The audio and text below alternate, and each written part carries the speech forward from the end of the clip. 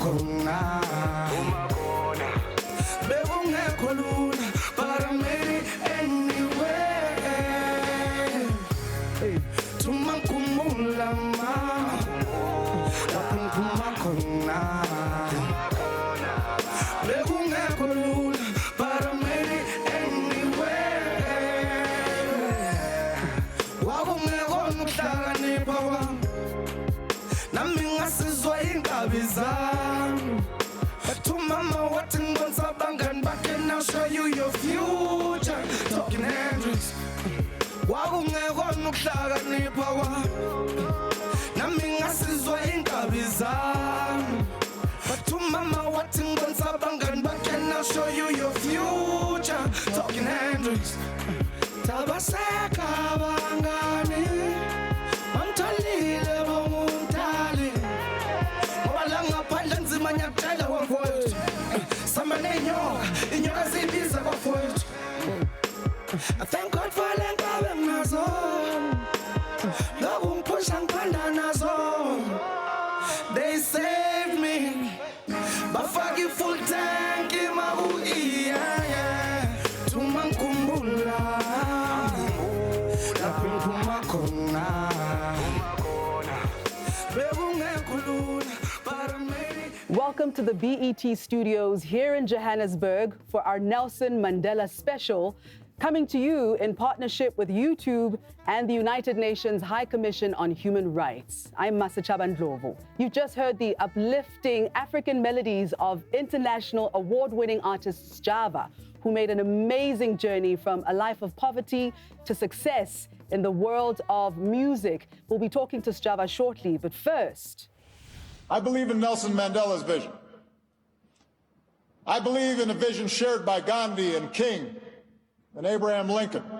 We are the walking wounded, a pedophile king. People to benefit from racism, by definition, you have to be white. If you treat me racialistically, I will call you a racist. That's what you are, black or not. Utata Nelson Mandela spent a quarter of his life in prison. On his release, he preached forgiveness, inviting the whites who had imprisoned him to be part of the new South Africa. Madiba inspired the world with his humility, his personal sacrifice, and his vision of equality and non-racialism. This year, we celebrate 100 years since his birth. Yet South Africa is the most unequal society on the planet. Across the world, struggles for Black liberation and equality for all seem to be in retreat. Now, does this signal a failure of Madiba's vision, or can we be the legacy? For 30 years, we've been afraid to question the memory of Nelson Mandela. But here in South Africa, amid poverty and injustice, the time may be right to ask some tough questions. Joining me are Lebo Mashile. My name is Lebo Mashile. I am a poet, a published author, an actress. I'm a recovering TV presenter, a speaker, recording artist. I'm a mom. Metogo Mpumlwana, comrade of Black consciousness leader Steve Biko, and a committed defender of universal human rights. I'm Togo Mpumlwana. I come from a history of the Black consciousness SASO days.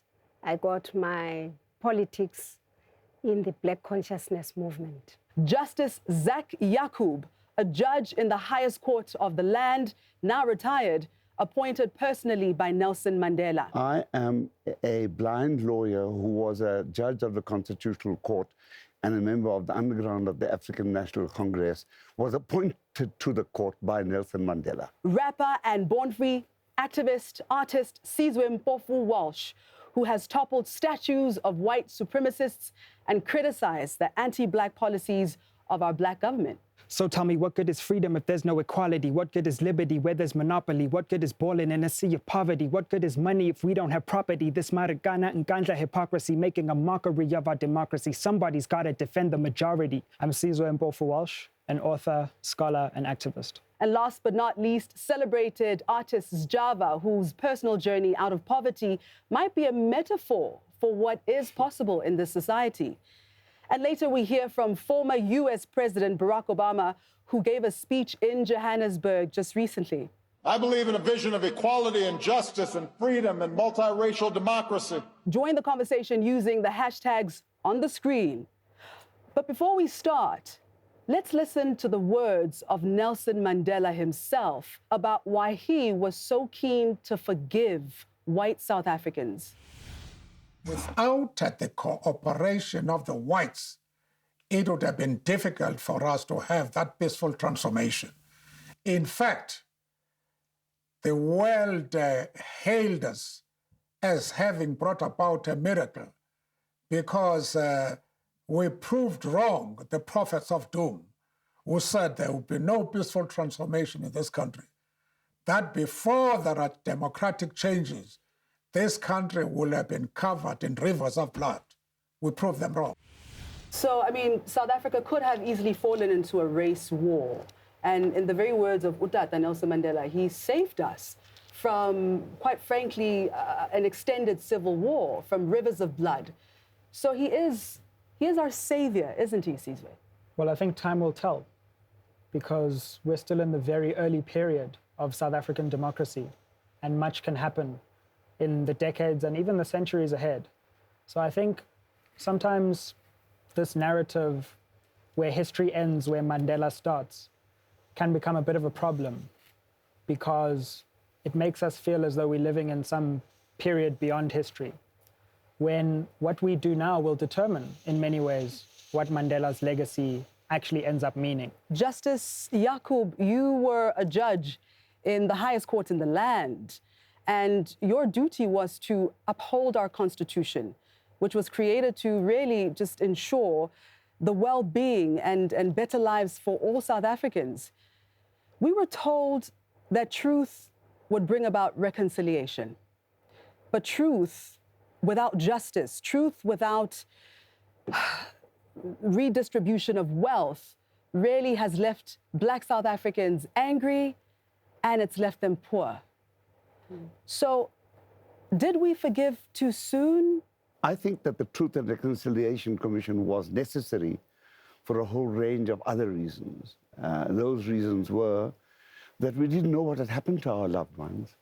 We didn't know where they had been buried. We didn't know where their bodies were. We didn't know what they had done. And therefore, the idea of truth was to ensure that we knew. And I think that the very important thing that the Truth and Reconciliation Commission has achieved is that we now know what happened. Some people have forgiven, some have not. And the Truth and Reconciliation Commission does not kill our history, does not say that those bad things that happened before did not happen. They remain part of our history. It is open. It should make us see things in a different way. I just want to know from you, Lib, I mean, why do you think that reconciliation has not brought about the vision that Utata had of a free and fair South Africa? I think, like the Justice said, the work of dismantling the legal framework of apartheid is just one layer. The work of undoing the psychological, emotional, economic impact of 400 years of colonialism and 50 years of apartheid is a much deeper and I think multi-pronged project that requires a different kinds of interventions. Right. I don't think that democracy is the solution to apartheid. Apartheid was a system that was designed to control Black life from, the smallest level to the macro level. It had a spatial vision. It had an economic vision. It had a vision for education. It had a vision for healthcare. It had a vision for how gender should operate. Democracy alone is not the antidote. I don't know what the system is that's going to undo apartheid, but I think that is an intervention that needs to happen involving people who are dealing with the landscape of the imagination, the landscape of the heart, where the internalized trauma still lives, that we are still playing out today. Right. Now, in South Africa today, our headlines are filled with racist incidents. Most Black people remain poor, and most rich people are white. In that context, Mandela's non-racialism seems a bit optimistic. Listen to this. It is a shame that the white community has not been able to produce a leader who would say to white people, you don't know just how lucky you are. You don't know just how lucky you are that people can still tolerate living in shacks and go and work for white people in beautiful homes and not kill those white people. I have no complaint against the white community. Indeed, there are pockets of resistance where there is deep racism, but that needs only mopping up operations. The whites as such have accepted as the new South Africa. Now, there's a huge contrast between what Utata Nelson Mandela was saying and what Tata Desmond Tutu is saying. So Nelson Mandela said the whites have accepted democracy. Sizwe, what do you have to say about that? Well, you know, I'm going to do something which seems heretical and disagree. I think Archbishop Tutu is right, which I also never thought I'd say. But, you know, the more time goes on and the more anger builds, the more untenable this rainbow myth is going to become. Right. So we have a choice. Either we get serious about living up to the promise, or all of this gets destroyed. Now, let's talk about that choice. Metogo, Desmond Tutu has hit the nail on the head. It is surprising, isn't it? That our own people can wake up in shacks and go and work in white people's beautiful homes and not kill them. Because our people keep living in hope. I think we should also look at how we have done our politics. Every 5 years we promise homes, we promise free this, free that, free that. We did not develop a proper theory of development, of how we are all as this society, starting from zero, and how everyone has got to take their place and claim what is theirs and work very hard to build this nation. So we developed this nation of some will get, others will give. And so those who are supposed to give, they don't give. And those who get remain where they are because we keep promising every 5 years. And so we are really having to look back at the mistakes we have made and say, how can we do it better? All right. And on that note, Lebo, I mean, is Madiba right? I mean, is it really just a matter of us just mopping up in order to achieve this wonderful notion of the Rainbow Nation and a free and fair South Africa? I think he's right, but for the wrong reasons. The statement that he made, that the white people of South Africa have accepted democracy and the new South Africa, because they benefit. They've not, they benefit from, as Angelo Fix says, they benefit, in three ways. The triple benefit of having gained from colonialism, then having gained from apartheid, then having gained from post-democracy. They lost nothing. Instead, they went from being international pariahs during apartheid to having the whole continent and the whole of the planet, open to the white South Africans. And so what have they lost? They're clapping for this democracy because it works for them. But the reason for that is not the Constitution. The reason for that, as far as I'm concerned, is that opportunism reigned rife in the black communities as well. And when we got rich, we got very comfortable. We forgot about poor people. We began enjoying all these wonderful things, and we forgot. And actually, in a way, what the whites have done is got us to become selfish like them. Wow. Made us understand those things as important. Look at all our people, how they live, where they live, how they lead their lives, what they do. How many of our successful black people are concerned about poor African people? Strava, what do you think, from your perspective, having grown up, coming from humble beginnings, where do you think our leadership is failing? I think the whole system designed for us black people is into is covered from the jump. Yeah. Which is poverty. For sure.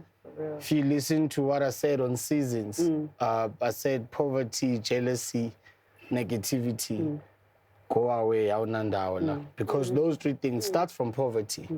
That's why my mom can wake up, go work for the white person, tolerate everything that's happening there because of poverty. She needs this money. You understand me? That's why they called us with, okay, they are going to wake up, get into these trains at 4 a.m., rob each other there. Sure. And me robbing you in that train, it's still poverty. I want to say that there are countries that have poverty, but because people have dignity, they don't behave in the way in which you are talking about. There is peace in those countries. People live well.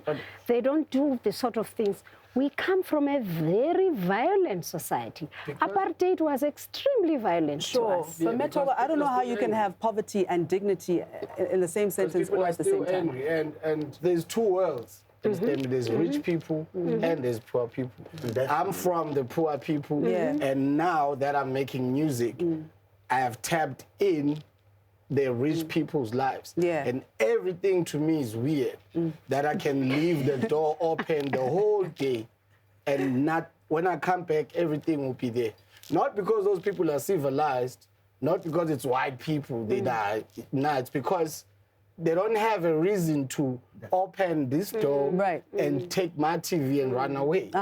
You understand me? Because everybody's wonke umuntu right. You understand me? So last Puma Konatina, and what we're taught to Wuti is success is having a nice car. So I'm gonna grow up here in this hood, become rich, go buy a Benz, come back and flex on these people. So we need to change what success is. Exactly. It's not about riches. From Commercial and Reservoir Hills and Chatsworth and Ublazi, and as soon as you get money, you must go to Durban. No, why can't you come back here with that knowledge? Share that knowledge, whatever that got you where you are. It could be 3 kids from the block, you understand me? And then now they ask us celebrities to go and talk to these schools. They want us celebrities to be the parents of the kids in the hood. But then, what about all the successful guys from here? Sure. Why can't they get together and be the come parents talk to the kids so that a kid can see the children?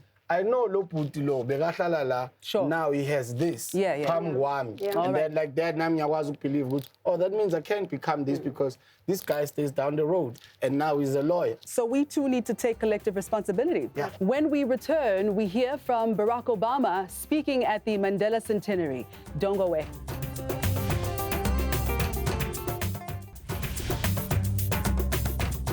Welcome back to our special debate on Nelson Mandela's legacy. I'm Masachaba Ndlovu. When Barack Obama gave the Nelson Mandela lecture recently, he really contrasted the honesty and integrity of Nelson Mandela with the behavior of politicians today. Let's take a look. Unfortunately, too much of politics today seems to reject the very concept of objective truth. People just make stuff up. They just make stuff up. It used to, look, let me say, politicians have always lied. But it used to be if you caught them lying, they'd be like, oh, man. Now they just keep on lying. They just...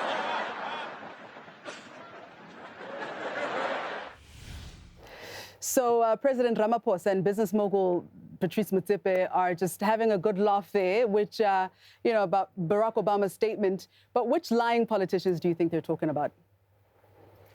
He's probably, in the back of his mind, probably thinking about Trump, People in South Africa are probably laughing about Zuma. But there's some hypocrisy there as well because, it's not true that politicians used to be accountable when they got caught out, One of the architects of the Bill of Rights in America, Thomas Jefferson, was a slave owner, a pedophile, a rapist, He didn't get caught out in his time. History caught him out way after. So... Very, very valid point there. You know what I think is also interesting is we live in an era where the concentrations of power are so crazy that you can buy the truth. Yes. You can buy what you think is the truth. You know, and what I found interesting about the lecture was that President Obama spoke about the proximity, the closeness of money and power. And President Ramaphosa chuckled. And I thought, well, in South Africa, you know, we're really efficient. We just make the billionaire and the president the same person. You know? And so does America. How did Trump get there? And what we're seeing right now, which I think comes against the legacy of Madiba, no matter who sits on the stage and claims it, is when you put money and power so close together and you concentrate them like they're concentrated right now in South Africa and the world, you buy the truth. Oh, my goodness. Okay, now, let's listen to a bit more of Barack Obama. And later in his speech, he said we have a choice. Either we return to Mandela's vision of unity, or we adopt the politics of hate, caring only for our own tribe or our own race or our own nation. Obama is clear which option he supports. I believe in Nelson Mandela's vision. I believe in a vision shared by Gandhi and King and Abraham Lincoln. I believe in a vision of equality and justice and freedom and multiracial democracy built on the premise that all people are created equal and they're endowed by our Creator with certain inalienable rights. Look at history. Look at the facts. The fact that countries which rely on rabid nationalism and xenophobia and doctrines of tribal, racial, or religious superiority as their main organizing principle, the thing that holds people together, eventually those countries find themselves consumed by civil war or external war. Check the history books. So, I mean, what does this mean, Sizwe? We clearly, by what Barack Obama is saying, we can't do Black consciousness. We can't do decolonization. We must go back to the vision that Nelson Mandela had of non-racialism then. I think we do need to be careful here because on the one hand, around the world, especially in Europe and the United States, a very dangerous form of racism has gripped politics, you know, and with the ascension of Obama, I always wonder, what's more impressive, the fact that a Black person rose to the highest office or the fact that in 2018 a rabid racist rose to the highest office? And so, but if I can just finish this point, in South Africa we need to be careful because people throw words like populism and a politics of hate around. And we need to be quite careful here because here we have a majority that's oppressed. And so if you say something that might arouse popular anger, that's justified. And if you speak to a Black population which is justifiably angry, that doesn't mean you're populist. That means you might just be telling the truth. And we hide behind a language of populism because we're afraid of what people will do when they hear the truth. And so I think we need to stop using language like populism to subdue debates about who is subjugated in South African society. All right, Justice Jacob? I think that firstly, there are people who are obvious populists who, for opportunistic reasons, get the support of the people and then misuse it. And we must be careful about those populists. Who are those populists, Justice? I would say that Jacob Zuma is one. Definitely. Most of his supporters are populists at that level. That Supra Mahomapelo is certainly a populist at all levels. So there are populists who mislead our people and who do all manner of things which you must look at. But I agree that there must be non-racism, not the romantic non-racism that Obama might have been talking about, but a real non-racism built as a result of us all beginning to understand what non-racism really means and embracing that concept, creating a different society. What does it mean? Empowering our people. So what is real non-racialism? It has to start real non-racialism means that you I think you cannot have a non-racial society in South Africa unless you acknowledge the fact that it's a white supremacist society. If you cannot have an equal society unless you acknowledge the fact that it's a misogynistic and violent society. So we have to start from a foundation of the truth and then invest the dignity that has been taken away from people. So give people Black consciousness. Give give people feminism, not at the expense of any group, but for the betterment of everybody. Mandela did say he was fighting black domination and white domination. When are black people dominating? When are black people dominating? That's always been my question about that. Biko said exactly the same. We don't excuse but the difference was that he said, I hope for a non-racial society, but it should not be at the expense of black people. Absolutely. So black people must themselves as well liberate themselves. And we must make sure we never become victims forever. We have a country. We have to run this country. We all, regardless of what you have in your pocket, you have a responsibility to build this nation for generations to come. We are no longer victims. We have it. It's here now. We can't take it away. I agree with that, but I think this language of non-racialism has got very confused over the last 10 years. Yeah. To me, non-racialism is not a strategy. It's a destination. Yes. And somehow we've confused, let's all close our eyes and wish we're non-racial to how do we get there? And how we get there is caring about, just as this quote, non-sexism, means caring about the plight of women in society. Undoing what's been done. Undoing what's been done and dismantling that structure. So to run around and say we're non-racial when we've got these huge racial problems, I think has been a co-option of that language. And that's why many people who are very happy with the status quo run around as non-racialists now. Easy to pretend to be non-racist. Absolutely. And be racist deep in your heart. So I'm talking about really converting society. And I would disagree with anybody who says there are only white racists in this country at the moment. Really? There are black African racists in this country. And I have been the victim of many racist attacks of that sort.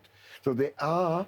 You can be a bigot. You can discriminate. Yeah. You can be a supremacist. But racism means that you have institutional power. It means that your power is backed up by history, by might, by economics. A black racist, a black bigot doesn't have the same power that a white racist in this society does. Many of them do. They have political power. A black racist still picks up the phone and is still black. The person that they are trying to get the job from still hears that they are black. The person that they're trying to rent from still hears that they are black. There's structural power that is invested in white supremacy. So I mean, I can be damaged by my own history or how I was raised and be a bigot, be a raging, violent bigot, right? But that still doesn't give me institutional power. That still doesn't mean that I'm going to belong to the 1% of white people who are unemployed in this country. Doesn't change my skin color, doesn't change my gender. Your skin color must never change. No, it mustn't change. I'm just saying that there's a false equivalency between if we're saying people are bigots, yeah, I agree. You can be a bigot of any color. But people, to benefit from racism by definition, you have to be white. No, I'm sorry. You have to have power. You have to have institutional power. I can be a bigot, I can be violent, I can be cruel. If you treat me racialistically, I will call you a racist. That's what you are, black or not.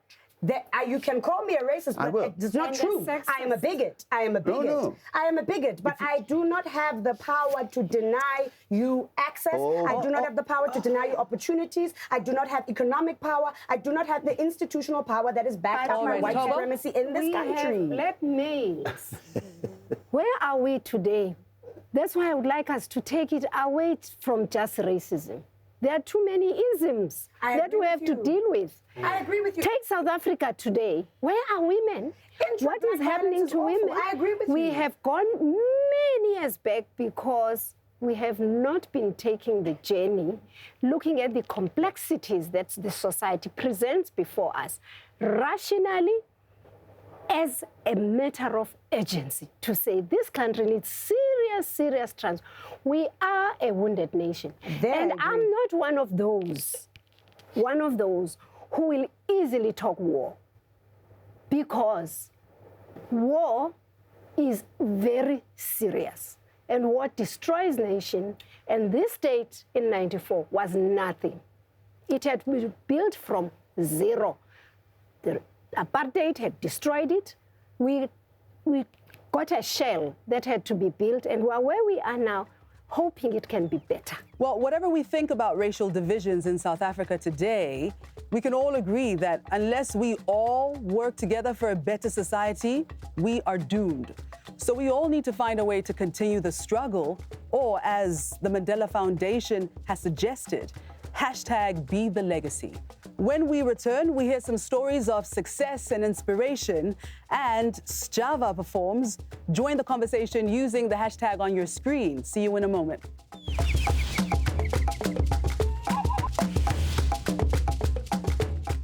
Sanibonani endlini. Tusijava jamindla lifika malensizwa mina. Phuma lenzansi. Kwafela ubala. Sizwa mina 35. Thiwe sindala. Lapha ngiphuma khona maphuma khona batha ufiki la. Nyamangala. Mangila.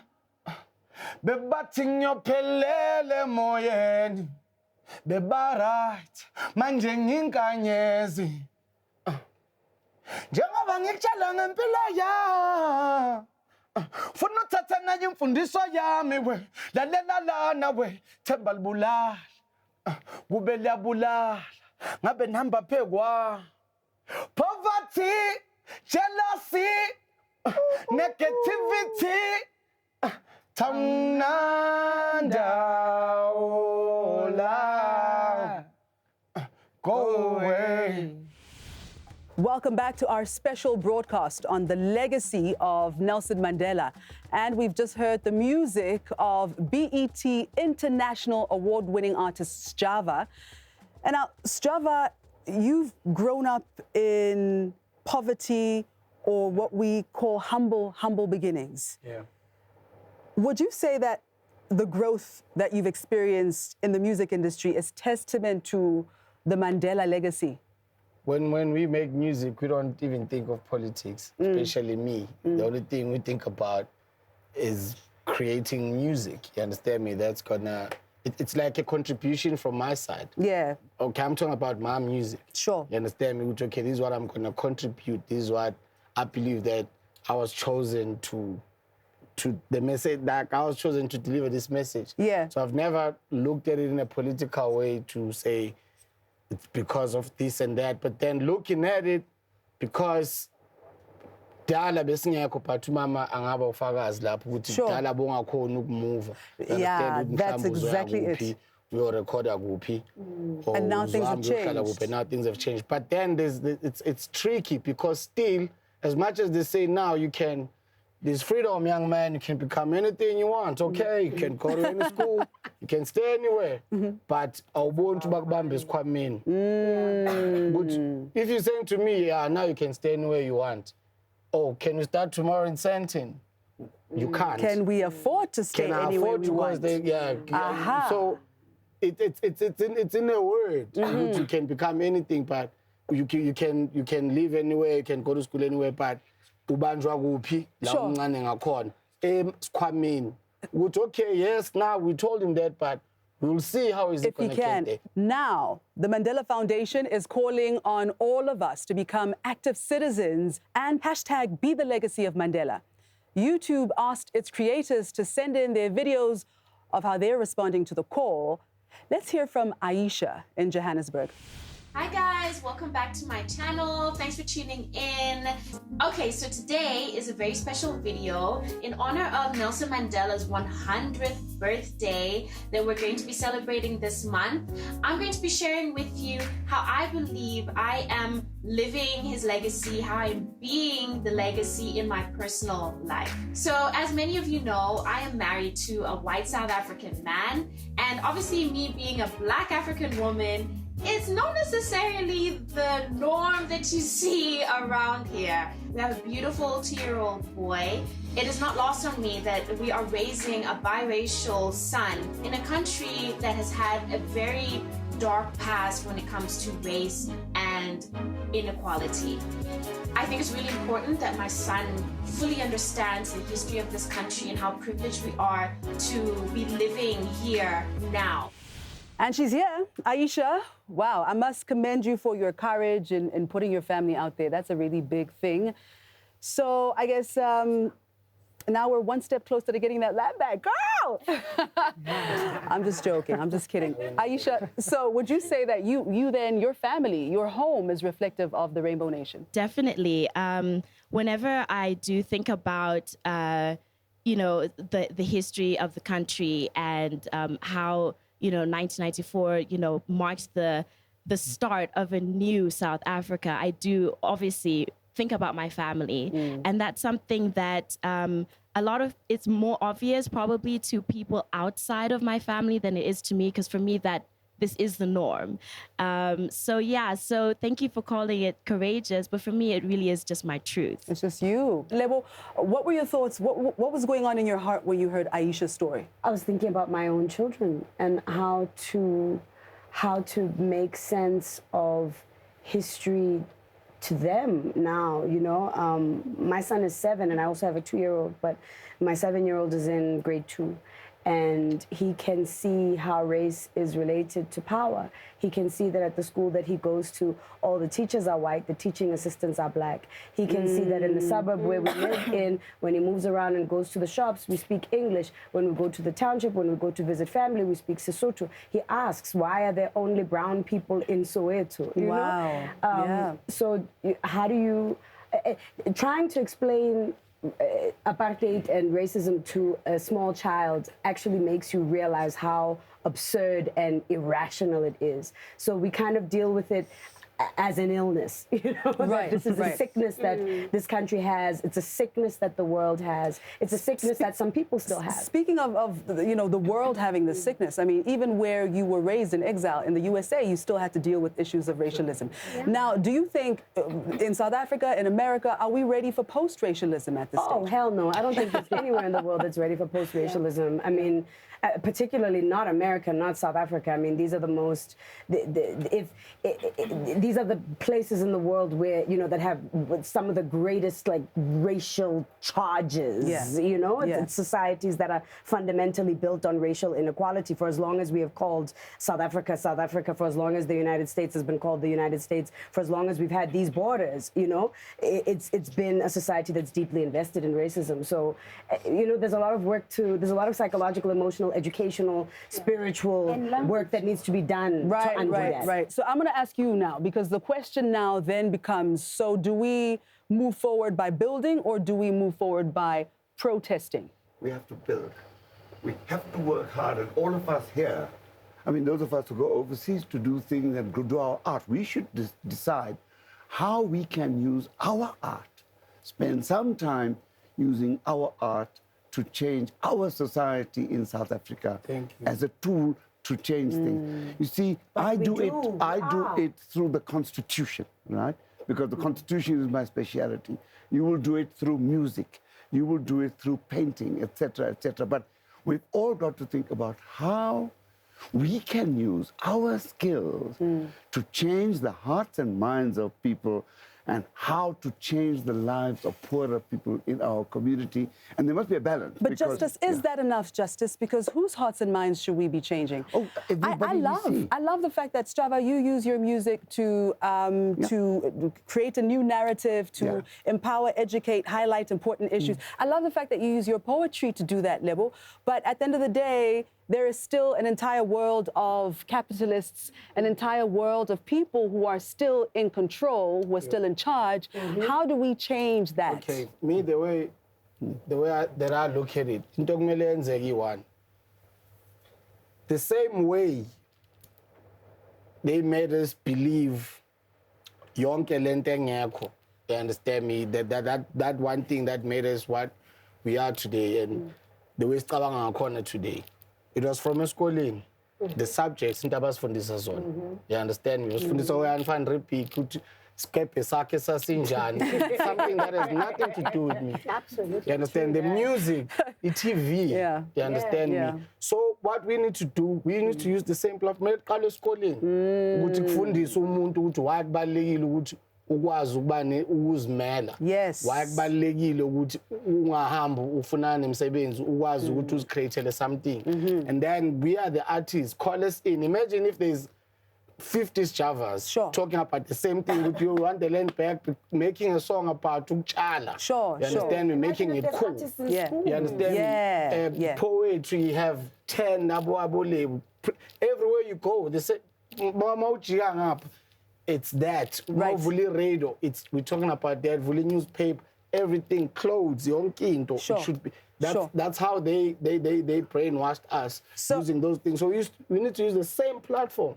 They understand. I love that. So it needs to be the narrative from early stage development in our education systems all the way through to the content that you see on television, on radio, magazines. We'll continue the conversation in just a second. But Aisha, what are your thoughts on this?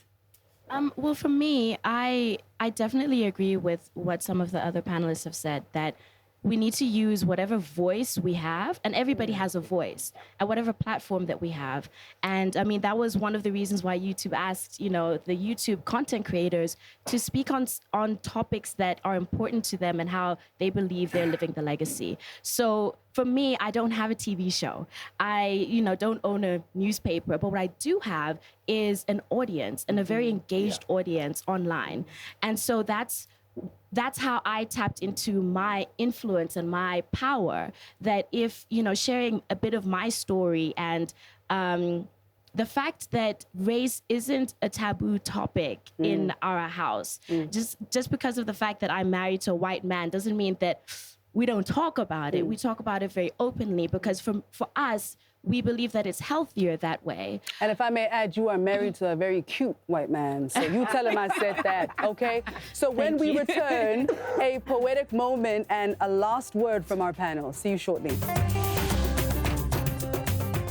Royal-blooded herd boy, barefoot belligerent, agitator, black martyr, sanctified black president, black Jesus of investment, black snake charmer for the politics of the present, mythologized black Saint Nicholas, de-radicalized, neutered, like MLK's essence, a teddy bear or a terrorist, a visionary vanquisher or victim, a Coca-Cola communist branded in a marketer's telltale prison. Who can define the weight of a label, the mic, the pen, or the jail's hell? A colossal heart in the body of the father of the nation. How many times do you wish you fathered your own children as well? What will we speak of your deeds when your chest no longer heaves, when your last breath and death are sold to fulfill a gnawing need for heroes we can conquer, when accepting consequences becomes too complex? We've smoothed your imperfections into who we long to be. Now, who we are reveals itself. We are the walking wounded, a pedophile king, a presidential rapist. We are the entrances and exits the hills never forget. The existential crisis of a miracle overstretched, the enigmatic heart chakra of the planet, bloodied, scarred, perpetually blessed. We are you, a giant silenced, swimming in dreams of blue hills. Telling the truth will be our biggest test. Welcome back to our special broadcast on Nelson Mandela. I'm Masachaba Ndlovu. You just heard the inspiring words of poet and activist Lebo Mashile, and my head is still spinning. Like, I have to tell you, you are fearless. What? Amazing. So, Lebo, this poem alone could change the direction of our future as South Africans. That analogy, teddy bear, terrorist, at one time Mandela was both. All of it, and didn't have control over the labels. I mean, I think fame objectifies you. It turns you into a thing, you know, and people project their own ideas about who you are, whether you're a TV presenter or a musician, an artist, you know. And then you become a global icon, a national and international symbol for democracy and for the end of, how does one human being carry, contain all of that, you know? How does a human measure up to all of this all of these expectations? No one can. So it's inevitable that no matter who he is, we're doomed because of where we've put him to inevitably tear him down. That's the story that's how we do this story as human beings. Thank you for that poem. We're going to take last words from everyone on the panel. Java? All I can say is that, yo, let's reboot, man. Let's try and find ways. Let's invest in that. I know it might sound stupid, but that's the only way we can win this. That's the only way we can do this. To get my aunt understanding that if she doesn't go to work for a month, their game will stop, because without us, no white business will run. Let's reboot that. And we can survive without them. People are surviving in Alexandra, they're poor everywhere. Makaya siyaphila ngaphandle kwabo. So for a month, Ibaba will lose. Instead, we won't lose. That doesn't sound stupid to me. That sounds damn powerful. That's 1 month. That's all we need. Metogo? I think rebooting is the correct word. It needs every South African. This is our country. This is our only space we have. And where I am, I hope my grandchildren can inherit a better country. And it's on you to make sure. We have done our part this far. The next generation must take and make it better. Thank you. Sizwe? Sometimes the quickest way to forget something is to commemorate it. And I think we need to stop commemorating so much and start remembering. And Opa, justice. Yeah, for me, it's a simple answer. We should all learn the values of our Constitution, understand them, internalize them, live them, teach them to everybody, do all we can to change the hearts and minds of our people so that we get that right. And from there, a great deal will follow. And we can do it as artists, as singers, as thinkers, at every level. Mandela inspired millions with his humility and his leadership style. He forgave his oppressors, and he made us all believe in reconciliation and in unity. But today's reality of racism and inequality feels nothing like the Rainbow Nation dream. I'll leave you with these last thoughts. Can Mandela's project still deliver? And how can we, #be the legacy? You decide. I'm Masachaba Ndlovu, and thank you for watching.